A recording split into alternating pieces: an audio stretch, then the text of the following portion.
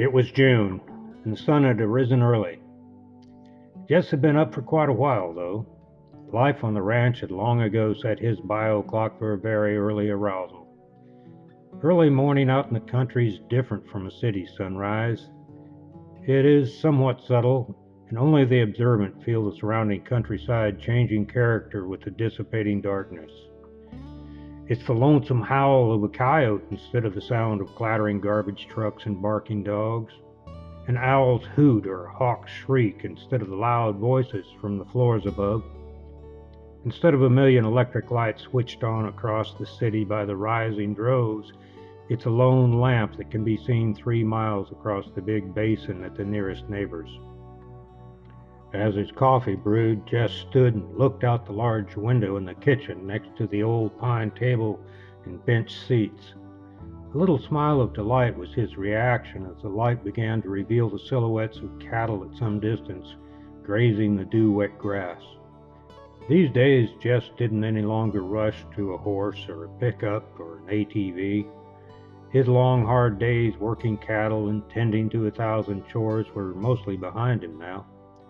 His desire was still as strong as ever, although his capacity was worn by 50-plus years of back-breaking perseverance. He was at peace with it. He knew the season had changed and it was time to slow the pace. He poured a large cup of the strong black brew and started toward the front porch. The old hardwood planks of the floor creaked as he stepped. He moved a bit slower and quieter, trying not to wake up Alice Ann. He knew she'd probably already been awake and wouldn't be far behind him. The floorboards creaked again as he stepped.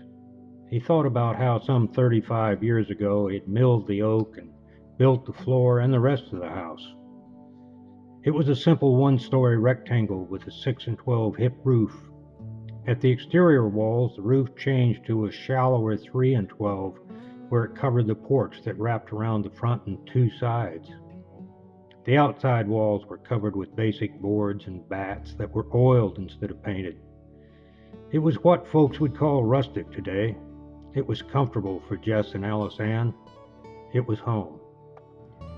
He put his coffee down on the little table next to his chair on the front porch and fluffed the cushion a bit before he sat.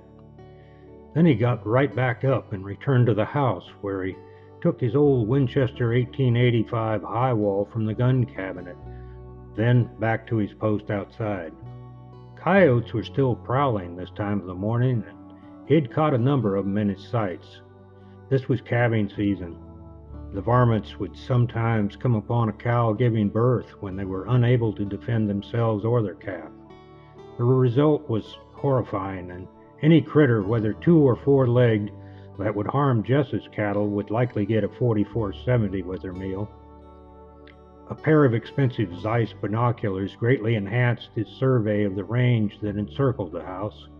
All was quiet and peaceful, so he rested the old rifle against the wall and picked up the newspaper that had come in yesterday's mail. A few minutes later, Jess heard the familiar sound of Alice Ann's footsteps. The old screen door creaked as she opened it. "Good morning, sir. How you doing? Did you sleep okay?" she asked. "Yeah, darling. I slept better last night than I have in a long, long time. I'm so rested that I'm figuring to go get on that 2-year-old in a bit. It's about time he got broke," he replied. "I'm glad you slept well. It appears to have made you delusional, though. Perhaps it's time you woke up and quit dreaming that you were still a young buckaroo. So what would a fella want for breakfast that was about to embark on a suicide mission?" she asked. "I expect I'd need some exceptional nourishment. Maybe a big stack of pancakes and a sausage patty," said Jess. Alice Ann answered, "You're still hallucinating and ignoring the fact that you're an old man with a bad heart. You'll get oatmeal and wheat toast with non-fat margarine like always." "Well then," said Jess, "if I can't break a bronc and have pancakes anymore, maybe I can turn my fantasies toward that fine-looking little darling looking so gorgeous out here in the morning sunlight. It's 5:30 in the morning, you old cowpoke. It's too late for night dreams and too early for daydreams. Read your paper and drink your coffee. I'll make breakfast, quipped Alice Ann. She let out a little schoolgirl giggle and let the door slam close behind her. Like he had many times of every day, Jess thought about how much he loved Alice Ann. It's often said at weddings that from that day forward, a man and woman become one. Actually, a couple who remains in love unites more with each passing decade. After a half century, the merger becomes inseparable. One can exist without the other, but they can't live. It was that way with Jess and Alice Ann. Their being had become one in two bodies. Jess realized how blessed he had been. Everything he needed and more had been his to enjoy for a lifetime. Some mornings just seem as though the world couldn't possibly offer up anything more than's right here in front of you. All you need to do is recognize and appreciate it. Jess heard the distinctive sound of a dove's fluttering wings. He looked up as the bird landed on the porch railing right in front of him. That dove looked right at Jess, with no fear as it tilted its head slightly. "Good morning, Mr. Dove," said Jess. "Good morning, Jess." Jess's eyes opened wide and his head went back a bit. He looked at the bird and said, "Did I just hear you say good morning?" "Why, yes, you did." "I'm glad you understand me," replied the dove. "I know I'm sober," replied Jess. "I haven't had a drink for 40 years or more. I must be delirious, like Alice Ann said." The dove said, "You're not delirious, Jess. You've just recently developed the capacity to understand me.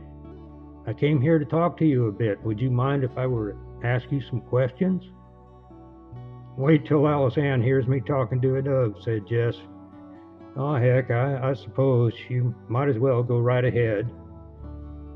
"I'd like to understand a few things about you, Jess," said the dove. "There's some things in your past that I'm responsible to examine. Perhaps you could explain to me why, when you were a teenager, you were so deceitful and mean and dishonest and disrespectful." "Well, sir," began Jess, "I think you've just answered your own question.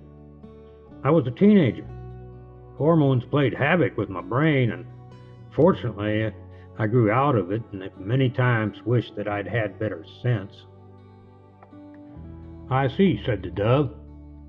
"You know, as an adult, you've helped many people and you've been a good husband and father, but you haven't always been honest. You've taken advantage of people a few times and haven't always paid what you owed the government." Jess leaned back in his chair and he looked at the dove for a bit before he spoke. "You know, Mr. Dove, I'm just an ordinary man, better in some, worse in some. I've made a lot of mistakes and I've done a lot of things I'm not proud of, and I wish I'd been the man that I set out to be a long time ago. I regret a great many things, but time's like a river. You can't touch the same water twice, because the flow that's passed will never pass again. I can try to justify my shortcomings, but all that I've done wrong will remain wrong, and I will remain regretful." "Jess," replied the dove, "justification is possible. It was made possible over 2,000 years ago. Why haven't you accepted it?" "Well, Mr. Dove," said Jess, "you know, you're not the first dove I've ever talked to." "And," answered the dove, "you're the first one who's ever spoke back to me," said Jess. "Perhaps you weren't ready to hear," replied the dove. "I guess you're right," answered Jess. The dove flew, and stillness filled the air. Alice Ann came through the screen door carrying a tray with breakfast. She looked down at Jess. He was still. His eyes were closed. Instinctively, she knew he was gone. She set the tray down and knelt beside him. She put her head in his lap and grasped his folded hands. The song of the morning dove gently floated over the sage, and for Jess, the river of time came to rest.